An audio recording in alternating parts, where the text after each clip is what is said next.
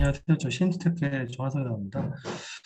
오늘 이제 기술 스타트업 가치 평가라는 주제로 이제 강의를 하게 되었는데요. 오늘 제가 준비한 내용은 첫 번째로 이제 저희는 이제 엑셀러레이터로서 좀 투자를 하고 있고, 엑셀러레이터로서 이제 투자를 하는 그런 관점들, VC와 어떤 부분들이 다른지 이런 부분들을 간단히 좀 설명드리고, 그리고 뭐 기술 스타트업의 가치 평가 이후에 보통 투자 이루어지잖아요. 그 투자에 있어서 어떤 보통 투자를 진행할 때 알아야만 하는 몇 개의 키워드들, 또 텀sheet을 받았을 때 어떤 부분을 봐야 하는지, 또 계약서에서는 어떤 부분 점검해야 되는지 이런 부분과 그 다음으로 이제 준비를 한 게 일반적으로 이제 기술 사업화 할 때 유효한 이제 이런 발표 순서를 설명드리고 마지막으로 저희가 이제 이제 올해 같은 경우도 작년에 저희가 투자한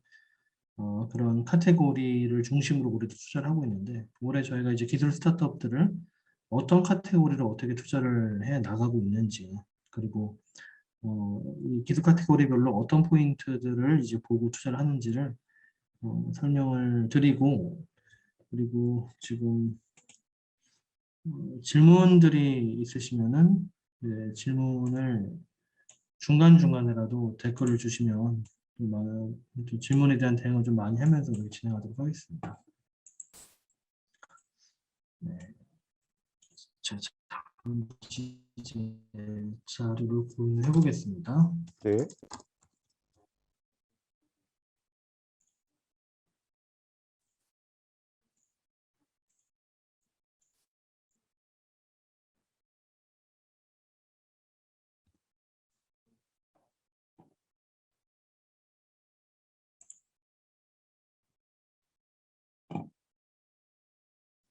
네, 저 채팅을 실시간 보고 있으니까 중간에라도 질문해 주시면 감사하겠습니다.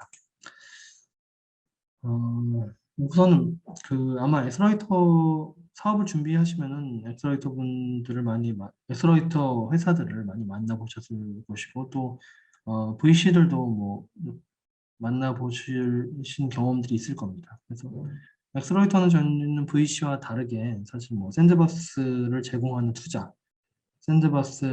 보유가 투자 이런 식으로 이제 하는 일을 정의할 수 있는데 뭐 샌드박스의 의미는 여기 나온 것처럼 그 뭔가 개발을 위한 뭔가 테스트를 하기 위한 환경 뭐 넘어져도 많이 다치지 않는 곳, 또 실패가 용인되는 환경 이런 것들을 전반적으로 이제 샌드박스라고 얘기를 하는데 엑셀러이터의 투자는 사실 이제 실패를 용인하는 그런 투자, 또 실패를 덜 하도록 도와주는 보육 이런 식으로 좀 말씀드릴 수 있습니다.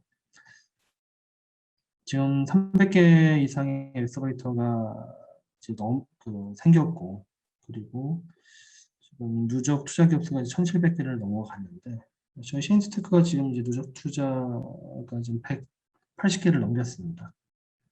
그래서 이제 저희도 이제 상당히 좀 투자를 많이 하는 엑셀러이터이고 특히 오늘 주제처럼 이런 기술 창업에 투자를 많이 하고 있습니다.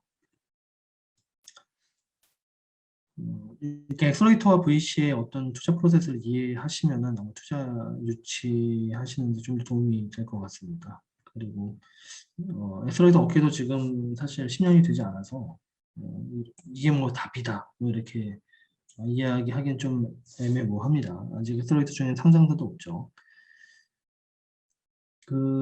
엑셀러이터는 이제 회사 가치가 그러니까 아무리 좋은 기술이라도 기술 창업을 하자마자 뭐 회사 가치가 뭐 수백억 수천억이 되기는 어렵잖아요. 그러니까 제가 이제 창업을 하자마자 아무리 뭐 기술 가치가 큰 회사라 하더라도 한 50억 밸류, 뭐 맥스 70억 밸류, 뭐 그 정도 그게 이게 최대치고 일반적으로는 기술 창업이어도 좋은 기술이라 하더라도 일반적으로 좋은 밸류를 받는 것이 뭐 2, 30억 정도 회사 가치 이렇게 시작을 보통 합니다.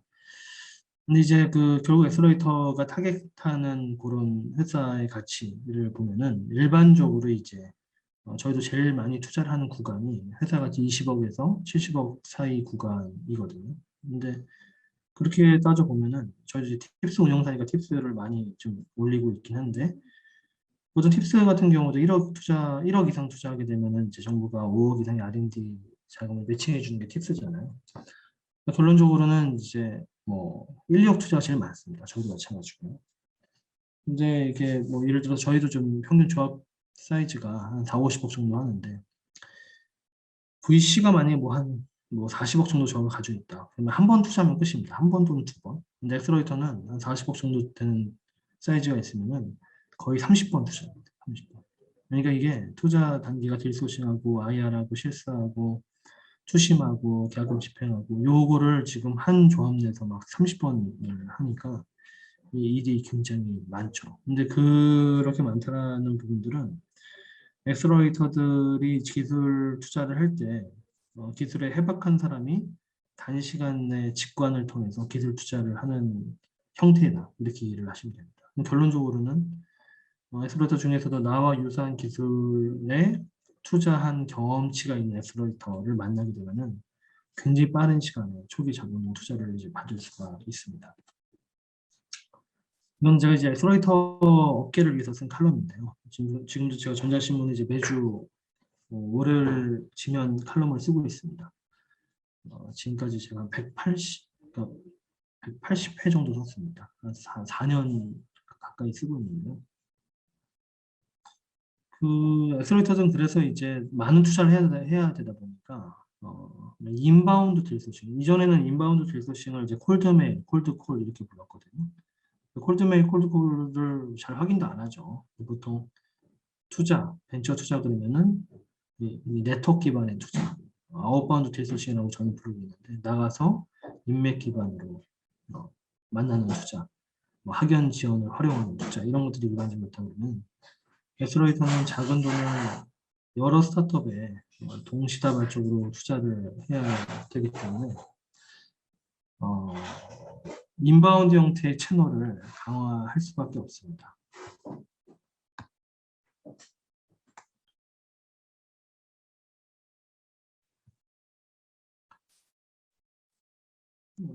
그래서 이제 엑셀러레이터 투자는 그 많은 딜들이 인바운드로 들어오게 해야 되는 이런 형태의 프로세스를 강화해야 되고 이 두 가지 조건이 이제 인바운드는 누군가 메일을 보내거나 전화를 했었을 때 그럼 100% 피드백을 해야 하고 그리고 여러 가지 마케팅 활동을 통해서 이제 많은 스타트업들이 편안하게 좀 문의를 할 수 있도록 해야 되는 선제 조건이 필요하다. 그렇게 이제 인바운드에서 지금 회수 시점도 좀 앞단의 회수, 시리즈 B에서의 회수를 이제 이전에 제가 칼럼으로 쓴 적이 있었는데요.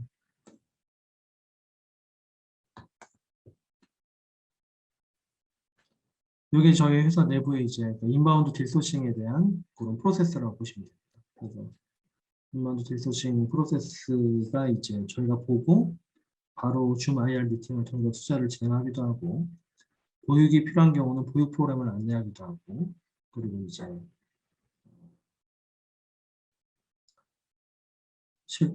또 뭔가 아직 준비가 덜 된 스타트업들은 어떤 부분들이 부족하다라는 피드백 이런 형식으로 피드백이 나가거든요. 그 개요도라고 보시면 되고요. 그리고 저희가 그 인바운드 딜소싱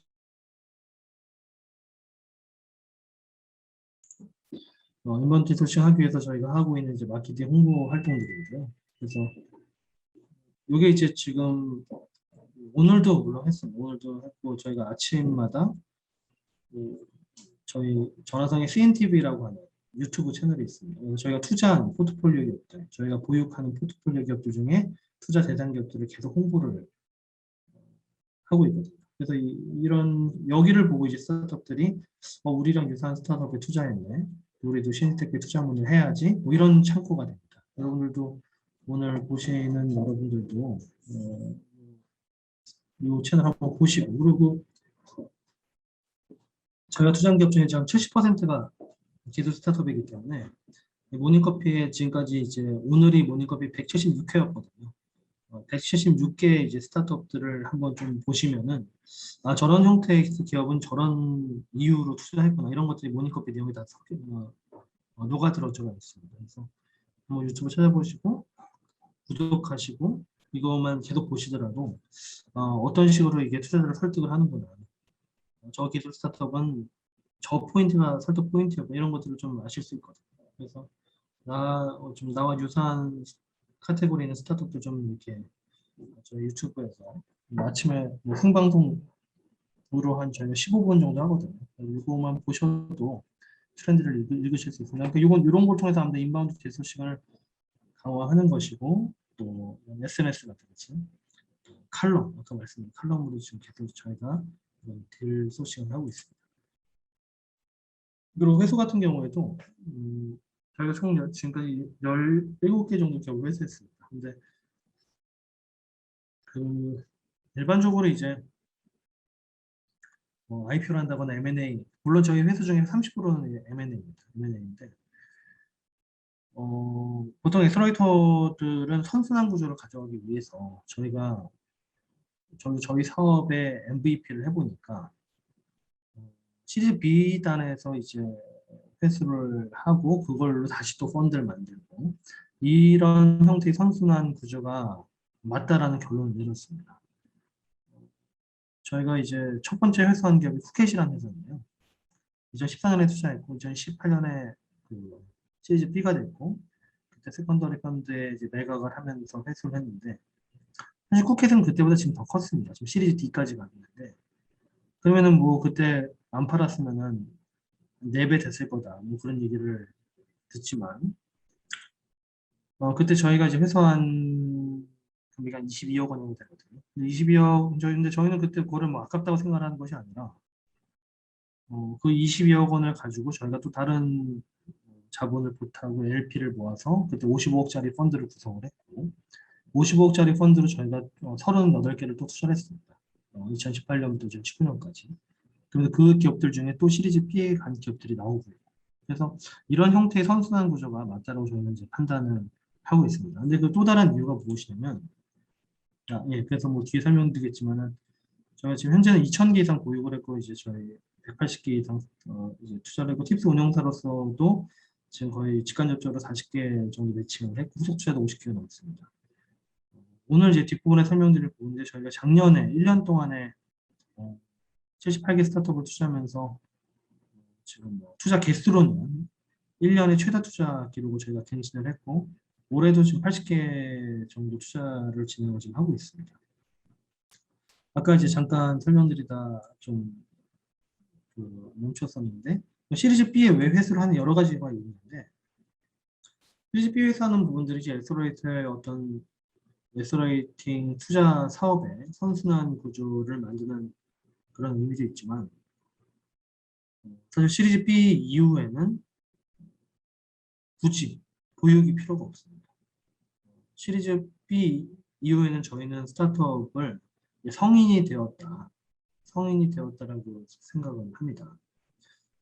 시리즈 A까지만 하더라도 저희가 많은 돈, 또 시리즈 B 유치하기 위한 어떤 투자 유치를 위한 멘토링, 컨설팅, 또 뭐 다양한 뭐 기술 지원, 또 뭐 법률 지원 하지만은 시리즈 B가 유치가 됐다는 것들은 평균적으로 회사 통장에 거의 뭐 100억 원 이상 있고 또 회사의 자산 가치를 다 합하면 뭐 거의 수백억이 되는 그런 형태가 되었기 때문에 그때는 이제 보육이 필요한 것이 아니라 내부 통제 시스템 구축이 필요하다. 그래서 저희가 시즌 B에 회수하고 마지막으로 하는 멘토링 교재가 이 교재입니다. 슈퍼펌프트라는 책인데 이 슈퍼펌프트는 제가 이제 시리즈 B 유치한 대표님들께 선물로 드리고 제 이제 회수를 하면서 마지막 멘토링이 이제는 보육이 필요한 것이 아니라 스타트업이 이제 성인이 되었고 내부 통제 시스템을 구축을 하시고 또 그걸 기반으로 대표이사와 이사의 권한을 나누시고 시리즈 B 참여한 많은 VC들이 이사회에 이사석을 요구를 할 텐데 무조건 안 된다라고 강요를 하신다기보다는 좋은 등기이사들이 들어오고 또 경영권을 방어할 만한 초창기 멤버 등이 또 내부 이사를 포진하면서 이사의 권한과 대표이사의 권한을 분리시키고 이사회가 나를 견제할 수 있도록 하셔야 됩니다. 이런 멘토링을 합니다.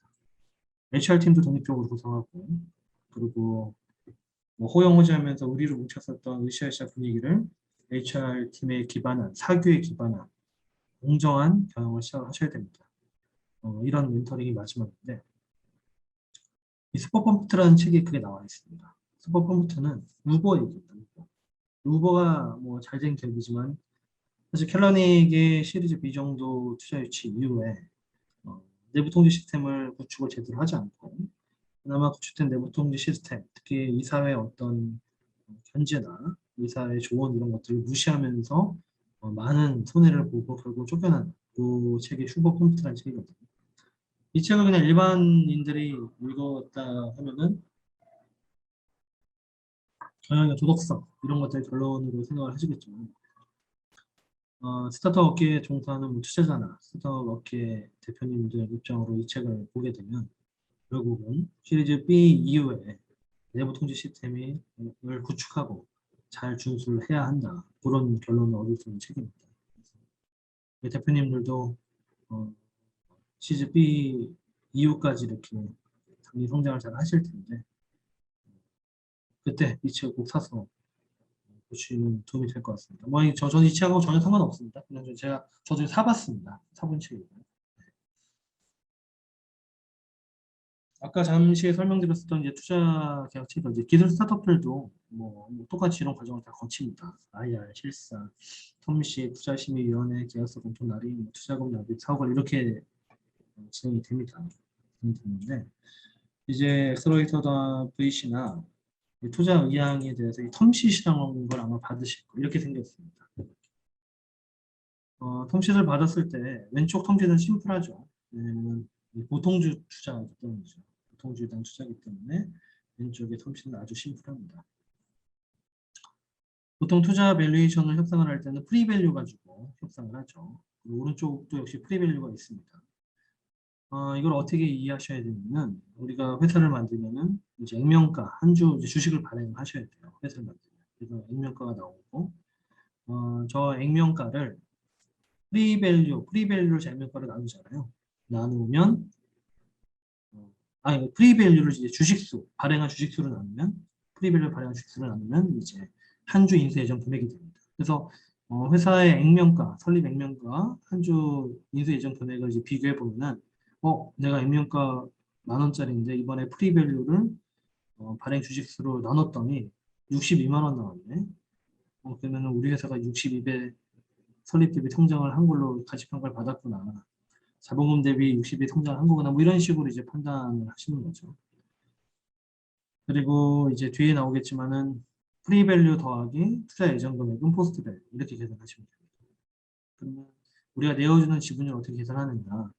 투자 예정 금액 나누기 포스트 밸류에 이제 100분위 하면은 이제 그 지분이 나오죠. 그래서 1.31%가 나왔습니다. 뭐 요렇게 이제 계산을 하는 것이고요. 위에서 보셔야 될 게 상한권, 전환권, 우선권 세 가지가 있습니다. 상한권, 전환권, 우선권, 상한권 R, 전환권 C, 우선권 P. 그래서 이제 RCPS 주식이라는 게 있어요. 일반적으로 이제 엔젤 투자협회나 한국벤처투자 등의 정부의 어떤 공적인 기관에서 권고 투자자들한테 권고하는 주식이 RCPS이긴 합니다. 그래서 하지만 그 엑셀러레이터들이 투자하는 RCPS 같은 경우는 사실상 상한권, 전환권, 우선권이 거의 뭐 의미가 없는 경우가 되게 많습니다. 보통 VC 투자에서는 의미가 있는 것도 있죠.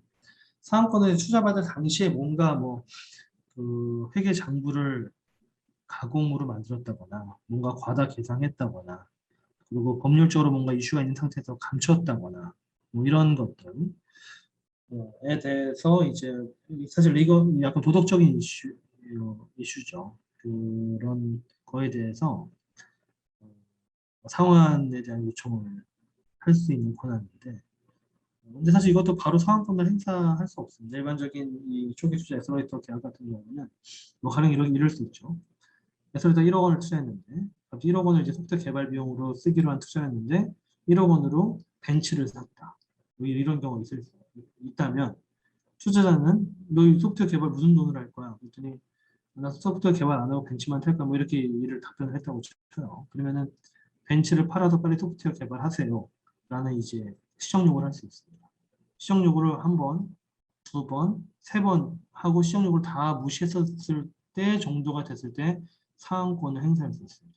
그러니까 사실 그 되게 비상시적인 상황 아니면 어렵습니다. 사항권 행사. 그래서 저희도 180개 이상 투자를 했지만 사항권 행사한 적은 한 번도 없습니다. 전환권은 보통 이제 보통주 전환권을 이야기해요. 그래서 보통 상장하기 전에는 이제 보통주 전환해야 되거든요. 그래서 이 보통주 전환권. 그리고 이제 가끔 VC들이 투자할 때는 리픽싱 조항이라는 게 있어요. 이제 서로 밸류가 안 맞아서. 예를 들어서 어떤 기업이 내년도 매출을 우리는 이 기술을 좀 100억을 할 거야. 근데 투자자 확인이 안 되니까 내년 매출이 100억이 안 되면은 그러면은 보통주 전환할 때 더 줘. 밸류보다 낮출게. 뭐 이런 게 리피싱 조항이라고요. 그런 것들이 전환권에 들어갑니다. 근데 초기 투자하면서 저희도 단 한 번 리피싱 조항 중에 전환권에 대해서 써본 적은 한 번도 없습니다. 근데 거의 유명무실하죠. 우선권은 음, 그 청산 우선권이라고 하는데 회사가 망했을 때. 근데 회사가 망했을 때는 사실은 가져올 게 사실 없죠. 이것도 유명무실합니다. 왜냐면 엑셀러레이터 투자가 어느 정도 실패할 가능성이 높다는 걸 알고도 하는 투자이기 때문에 그런데 그럼 의미가 없는데 왜 RCPS를 쓰느냐 이런 의미가 있습니다. 사실 의미가 없는데 시리즈 B 회수를 할 때 보통 신주 발행가 대비 구주는 할인을 해야 돼요. 근데 보통 그 RCPS 같은 경우는 평균 할인율이 15에서 20% 정도 됩니다. 근데 보통주는 할인율이 30%까지. 근데 나름대로 그거는 이제 그 크게 의미는 없지만 나중에 그 회사의 어떤 수익적인 가치가 HPS를 보통 하는 경우가 그래서 더 많은 거죠. 그래서 근데 저희도 한 반반입니다. 저도 한 반반 정도로 보통주 HPS 투자를 같이 하고 있고 그래서 아까 말씀드린 이제 밸류에이션을 한다 그러면은 일반적으로 뭐 상대가치평가법 이런 것들이 있는데 네, 대부분이 이제 상대가치평가법은 여러분 회사가 굉장히 이제 어느 정도 뭐좀 시리즈 A, B 단계 정도 갔었을 때 일반적으로 씁니다. 어떤 식이냐면은 나랑 유사한 기술을 가진 스타트업이 상장을 했는데 그때 저 스타트업의 PR이 얼마지? PR이 뭐냐면은 상장한 회사의 이제 단기 순이익의 몇 배 정도의 회사 가치가 있느냐. 예를 들어서 거기가 이익을 예를 들어서 20억을 이익을 냈어요. 근데 회사 가치가 1000억이야. 그러면은 PER은 20억 곱하기 50 해야지 1000억이 나오잖아요. 그러니까 50입니다. 그럼 그 50이라는 PER을 현재 내가 만든 스타트업의 이익에다 곱해보는 거예요. 우리는 이익이 1억 났으니까 50 곱해주세요. 50억. 이렇게 계산을 하는 건데 이 기술 스타트업이 초기 이익이 날 수가 없잖아요. 거의 못 씁니다. 못 쓰고 일반적으로는 이 기술의 전문성을 가지고 있는 투자 심사역이 직관으로 그 투자 심사역이 이전에 유산 스타트업에 투자했던 경험으로 그걸 비교해서 그 밸류에이션이 정해지는 거죠. 아까 말씀드린 고개념입니다. 그 프리머니 플러스 투자금, 포스트 밸류 이렇게 되는 거죠. 지분율 아까 계산한 거 설명드렸죠?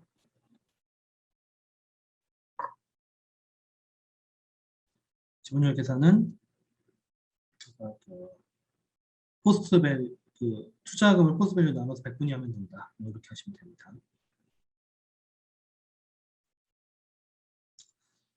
이거는 넘어가고요. 넘어가고 여러분 발표 순서만 좀 볼게요. 그 아무래도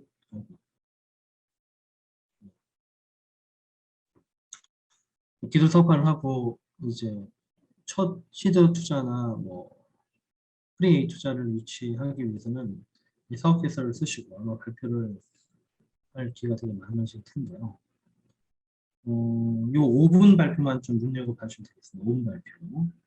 눈여겨봐 주시면 돼요. 5분 발표가 딱 6단계입니다. 오늘 어제 그 사업 케이스를 아마 쓰시거나 발표 준비를 하셔야 되는 분들도 꽤 계실 텐데요. 제가 사실 다 카메라를 끄고 계셔가지고 어떻게 많이 들어와 계신지는 제가 잘 모르겠습니다. 혹시 제가 중간에 한번 좀 여쭤봐도 돼요. 저기 최준명 기자님, 들으시는 대표님들이 이제 창업자분들이신가요? 아니면 그 업계분들이신가요? 아니면 그 보육 사업을 하고 계신 분들인가요? 되게 그 기관에서 오신 분들이 많고요. 네. 기관이 주로 차지를 하고 그리고 학교나 이런 곳에서 오신 분들도 많습니다. 아, 창업자분들이 아니신 거네요? 창업자분들도 계신 걸로 알고 있습니다. 아, 그렇군요. 네. 네, 알겠습니다. 그래서 창업자분들 또는 이제 보육기관에서도 사실 저희는 사실 이게 맞다고 해서 이렇게 다 지금 보육을 하고 있는데요. 5분 발표 요 순서를 많이 준용을 시킵니다. 기술 스타트업들의 경우에 더더욱이 중요하죠.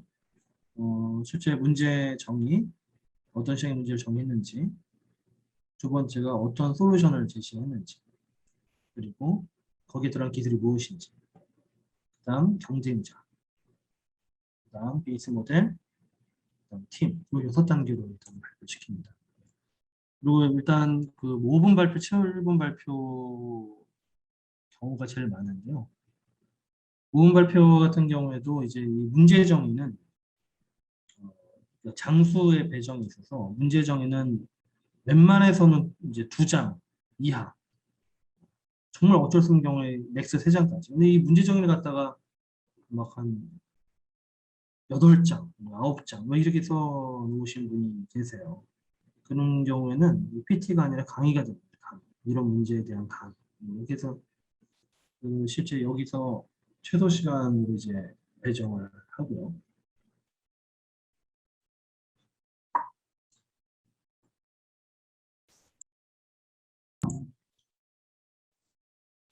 다음은 이제 그 문제를 해결하는 방향입니다. 솔루션.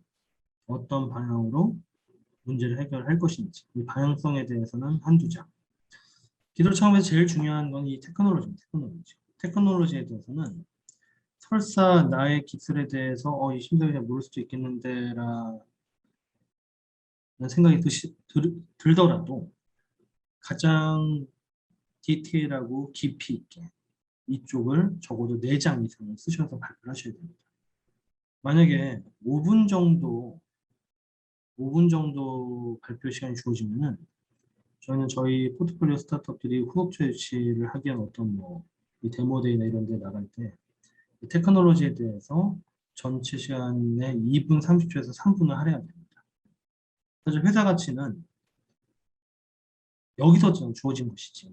이 문제 정리야 이게 명쾌하긴 해야 되겠죠. 해야 되겠지만 이 테크놀로지에 대해서 설명하는 어떻게 설명하냐에 따라서 사실 이제 회사 가치가 정해지는 거죠. 그다음에 경쟁자도 뭐 경쟁자가 없어요. 그러면 사실 투자는 어려워지죠. 경쟁자가 없으면 시장이 없나 보네. 이런 생각이 들기 때문인데 이 경쟁자 부분에 대해서는 이 기술과 또는 유사 기술을 가지고 있는 스타트업들 중에 제일 규모가 큰데, 제일 많은 투자를 받은데, 또는 매출이 제일 큰데 이런 데도 제시하셔야 됩니다.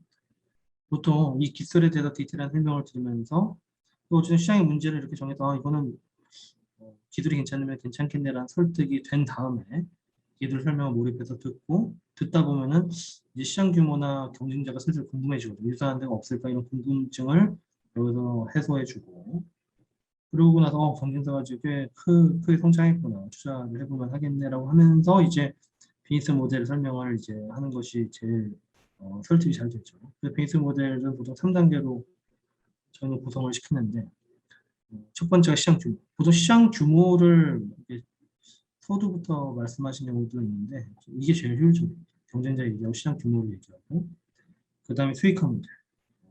이 시장이 어떻게 돈을 번다. 그리고 이 시장 규모와 수익화 모델을 가지고 추정할 수 있는 5개년 매출.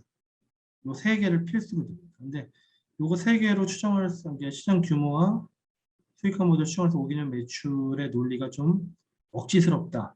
그럴 때 사기 전략, 영업 전략, 마케팅 전략 이거 정도 듣고 이제 마무리 팀 소개.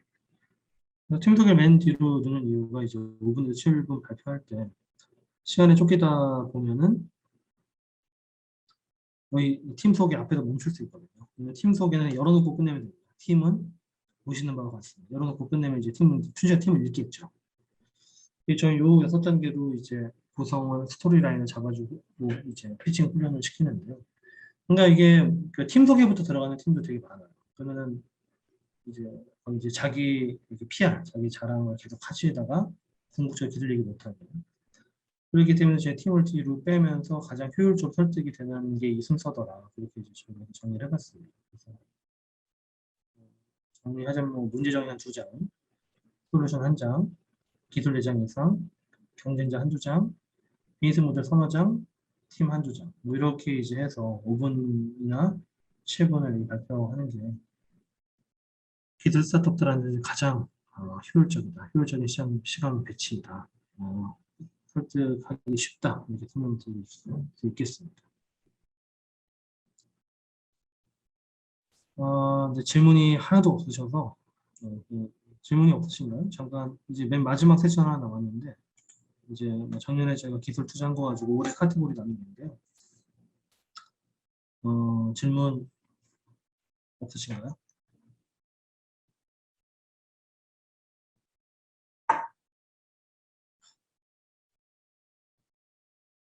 네, 대표님 발표가 너무 완벽해서 질문이 없는 것 같고요. 일단 끝나고 그러면 질문을 다시 받아보면 좋을 것 같습니다. 네. 네, 알겠습니다.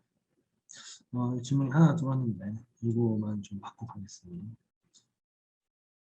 정사라 대표님. 엔터프라너 인 레지던스인 경우에 기술이나 사업 아이디어가 유출되어 피해 본인과 한 분을 교반한가요? 어, 저희는 사실 이게 기술 유출로 인한 사업 아이디어 유출로 인한 사고 때문에 우리가 피해를 봤다 이렇게 찾아오는 경우는 거의 없었습니다. 저희가 투자한 포트폴리오 보육 상황, 저희가 좀 보육을 2,000개 이상 했거든요. 근데 사실 사업은 이 트리거라고 하잖아요. 트리거. 이게 기술이나 사업 아이디어 가지고 있는 것보다 트리거, 쏘는 게 더 중요하거든요. 쏘는 게. 그래서 사실은 이게 기술이 있어서 그걸 사업화하는 것은 결국 저는 좀 쉬운 영역이 아니다라는 생각이 들어요. 제가 이제 저 CNT테크를 제가 지금 이제 한 2003년 7월 7일에 설립했거든요. 근데 저희도 뭐 지금 저희가 가지고 있는 저희가 이제 소프트웨어 사업을 하면서 이제 에스러이터 사업을 병행하기 시작한 게 2012년이고 지금 에스러이터를 이제 주력을 하고 있지만 아직도 소프트웨어 사업을 하고 있습니다. 근데 저희 소프트웨어 사업에서도 이 푸드테크 기술 중에 이제 주문을 매장으로 내리는 이런 미드웨어 쪽 기술을 저희가 가지고 있거든요. 근데 이제 그 미드웨어 기술에 대한 개념을 사실 많은 스타트업들한테도 이제 전파하고 뭐 심지어 소스도 줄 때가 있었거든요. 근데 결론적으로 보면은 이제 저희가 했었던 퍼포먼스만큼 안 나오는 경우가 있더라고요. 근데 결론적으로 이제 그 기술만 있다고 성공을 하는 건 아니라 그 플러스 알파가 되게 큰 겁니다. 그리고 트리거와 그 실행 능력이 더 중요하기 때문에 그런 막 기술 유출이 되면 어떻게 하지 막 그래가지고 뭔가 사업 활동을 좀뭐 천천히 하신다거나 너무 위축되게 하시거나 이런 경우가 오히려 피해 경우가 더 많더라고요. 그리고 이제 제가 첫 번째 회사가 SLT라는 회사 음성인식 가지고 창업을 했었거든요. 근데 음성인식 기술 기반으로 창업을 했는데 사실 처음에 가지고 있었던 이런 기술이 어, 물론 이제 그때 당시 저도 2000년 창업인가 벤처 1세대였었고 음성인식 인지니어들이 막 돌고 돌았어요. 돌고 돌았는데 간다 손 치더라도 한 번에 그 기술이 구현이 된다거나 갑자기 경쟁자가 되어서 단기간에 피해를 본다거나 그거는 사실 리걸 이슈입니다. 리걸 이슈. 사실 이게 법적인 문제들이 있어서 함부로 그게 못합니다. 함부로 그게 못하는 상황들이 나오죠. 그래서 저는 일단 사업에 좀 몰입하는 게 맞는 것 같습니다. 최봉림 대표님인데요. A씨의 경우 작은 돈을 여러 번 투자를 한다고 하셨는데 투자 중간에 멈추는 경우도 있었나요? 투자 중간 심사들 계속 진행될 것 같은데 어떤 부분을 계속 강조하시나요? 그러니까 저희도 지금 1년에 7, 80개를 투자를 하려면 매주 평균 저기 뭐 1.5개 정도 투자를 해야 되는 거예요. 그러다 보면 당연히 투자 중간에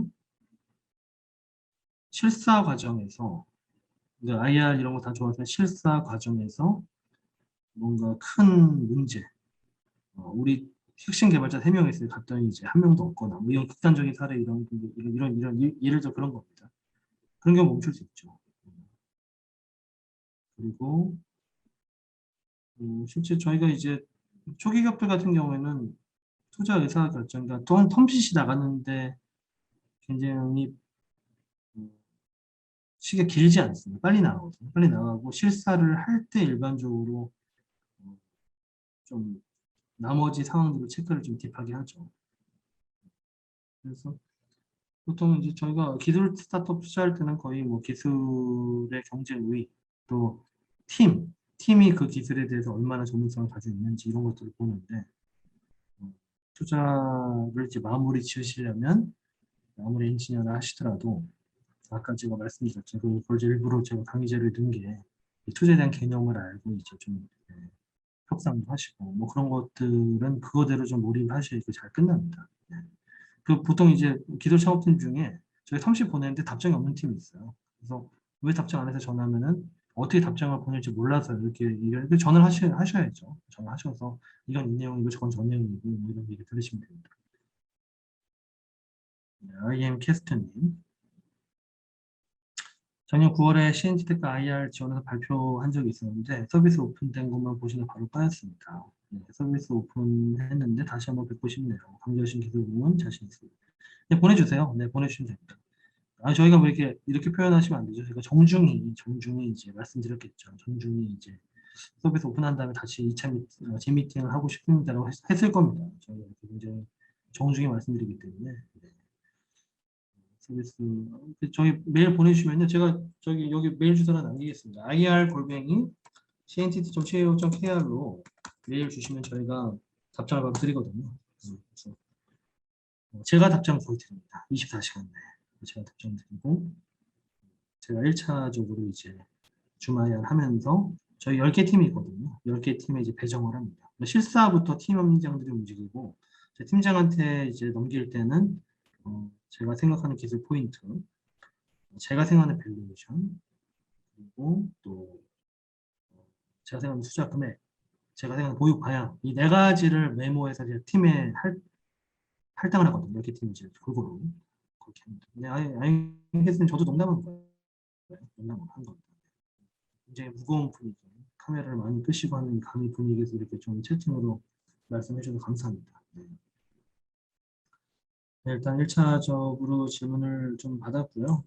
그리고 스타트업 저희가 2021년에 이제 엑셀러레이터들도 전략이 되게 중요해요. 그러니까 어떤 카테고리를 어떤 전략으로 어떻게 투자를 해나가고 이런 것들이 되게 중요해서 저는 2021년에 이제 올해 전략 같은 경우 제가 올해 오픈 안 합니다. 내년에 오픈해야죠. 올해도 저희가 이제 지금 좀 체계적으로 하고 있는데 올해 전략은 내년에 오픈하고 작년 전략은 저희가 오픈하자면 총 14개 카테고리로 좀 전략적으로 이제 투자를 했습니다. 그래서 보시는 것처럼 굉장히 많은 이런 기술 창업 분야들이 이제 포함이 되어 있습니다.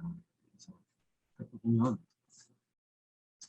크리에이션 커머스도 이제 이런 인공지능을 활용한 추천형 커머스가 되는 거죠. 근데 이런 추천 기술들, 보통 콜라보레이티브 필터링, 뭐 협업 필터링이라고 하죠. 이런 기술을 쓰거나 또는 그냥 말 그대로 딥러닝 쓰기도 하고 물 베이스 모델을 쓰기도 하고 되게 많은 추천 모델들이 있는데 결론적으로는 자기들이 가지고 있는 어떤 시장에 대한 문제와 거기에 대한 커머스니까 뭔가 제품 소싱이 중요하겠죠. MD 능력. 거기에 이제 기술을 얹었을 때 성공하더라. 뭐 이런 딜들입니다. 그래서 여기 보시면은 뭐 세컨핸즈 같은 경우는 카카오 중고 명품 거래인데 실제 카카오 저희와 카카오 벤처스가 이제 클럽티브 투자를 같이 했고요. 그리고 블로레이도 지금 명품을 추천해서 커머스하는 그런 앱이죠. 단색 같은 경우에도 시리즈 A가 됐습니다. 저희 투자한 다음에 시리즈 A가 됐고, 열정 팩토리도 시리즈 A가 됐습니다. 저희 투자 이후에. 오픈 플랜, 온디맨드 보험도 역시 트레저 코머스인데, 이런 회사들이 좀 잘 성장을 지금 하고 있고요. 기술 분야 중에 이제 의료 영상 인공지능 진단 장비 분야가 있어서 그 휴런 같은 경우에는 저희가 회수가 끝났습니다. 휴런이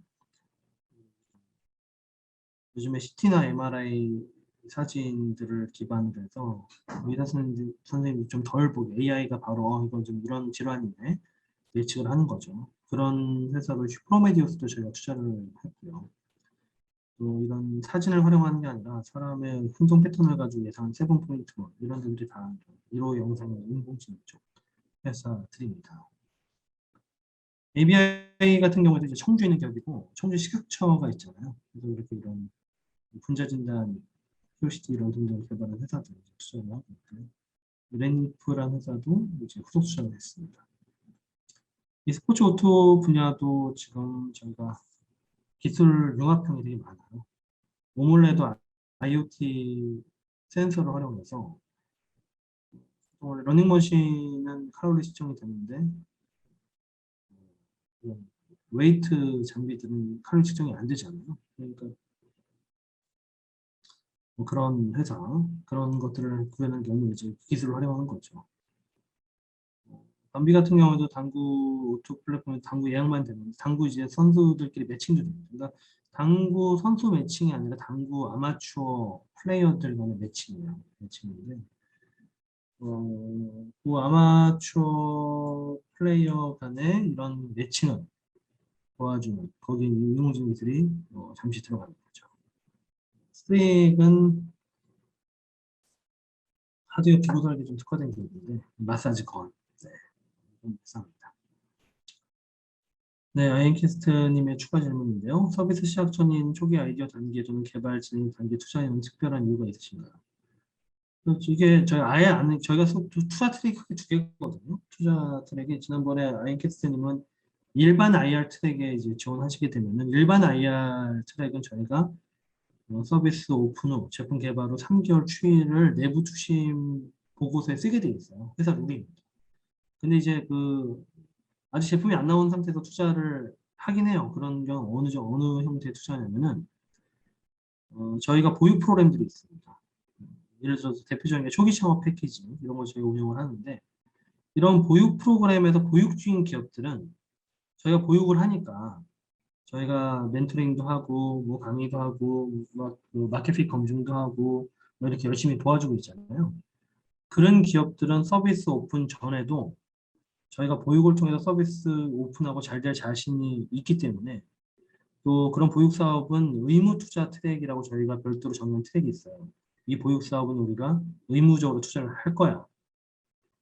저희가 보육 사업을 하게 되면은 3, 40% 스타트업 의무 투자를 한다라고 저희가 내부적으로 역시 내부를 만들어서 의무 투자 트랙으로 투자를 받을 수 있습니다.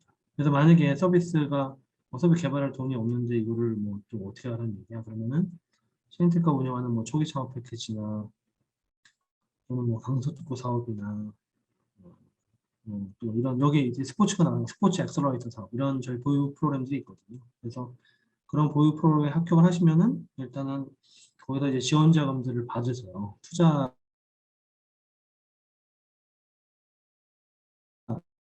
이전에 정부 지원과 드리면서 저희가 또 투자를 합니다. 투자를 해서 이게 두 개 트랙이 있어요. 사실 일반 IR 투자 트랙 또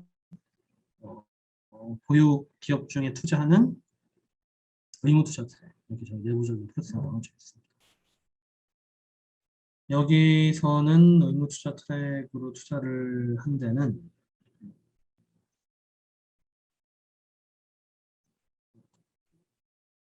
인딘 패턴도 여기 하나입니다.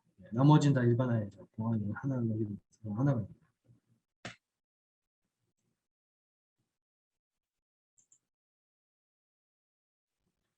강의 자료는 제가 이 주최 측에 넘겨놓겠습니다. 그래서 주최 측에 넘겨놓으면 저기 대정넷에서 이렇게 좀 배포를 하실 수 있도록 그렇게 하겠습니다.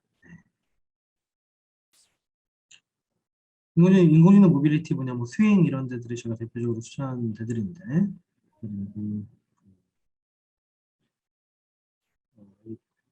저희가 이제 베스텔라랩, 뭐 셀퍼스 코리아 이런 데들이 작년에 이제 AU도 마찬가지, AU가 이제 대전기업입니다. 이런 데들이 저희가 작년에 잘 추천한 좋은 사례들인데, 이 베스텔랩은 이제 저희 실내 자율주행, 그러니까 뭐 주차장에 들어와서 자율주행차가 GPS 끊겨서 좀 바보가 되더라도 바로 주차 관리 시스템에 연결해가지고 차를 스스로 댈 수 있는 뭐 이런 형태의 기술입니다.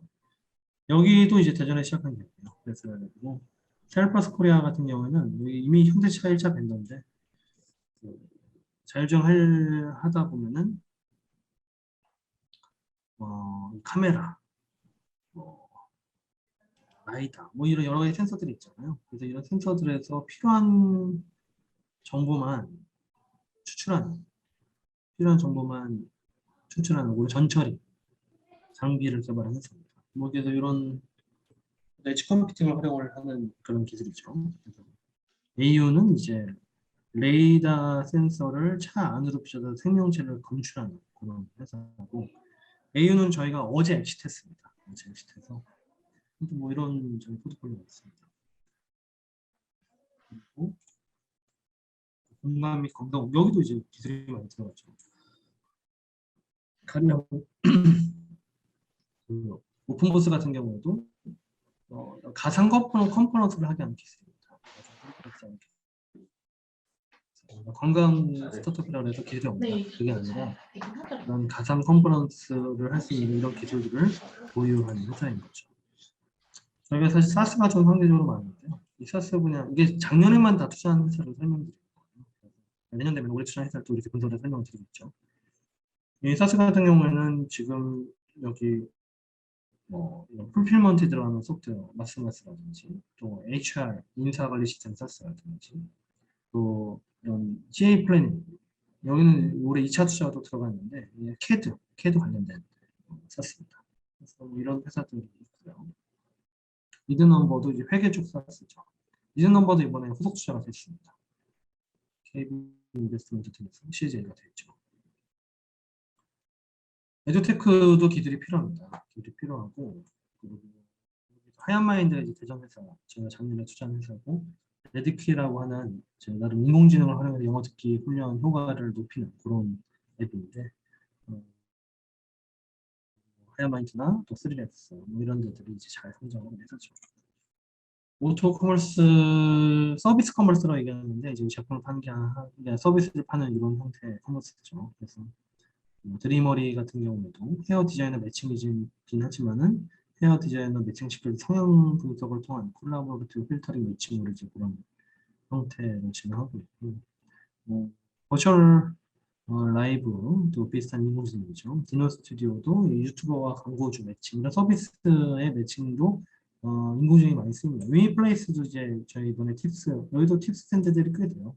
드리머리도 팁스가 됐고 버추얼 라이브 팁스, 디노 스튜디오 팁스 위플레이스 팁스 이 네 개나 있네요. 그래서 위플레이스 같은 경우도 지금 뭐 우리 어디서 만나 중간이 어디야? 중간을 이제 인공지능이 추천을 해주는 거죠. 그러니까 이런 서비스 기반의 오토 모델들도 다 인공지능 결합을 통한 딥테크 모델들이 상당히 많습니다.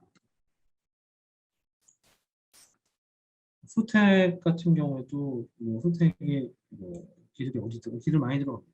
마이팅즈가 이번에 CJ하고도 지금 전략적으로 크게 딸기 IoT 농장을 운영하고 있는데 지금 저희가 투자한다면 무려 6배 10개월 만에 이제 회사 가치가 상승을 했고요.